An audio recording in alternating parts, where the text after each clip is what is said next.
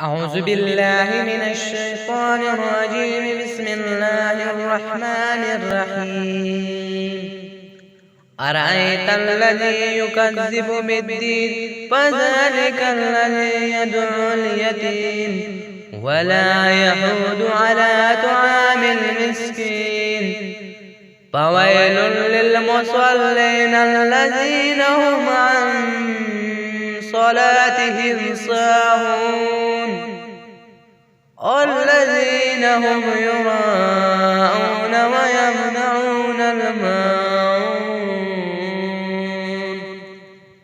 صدق الله العلي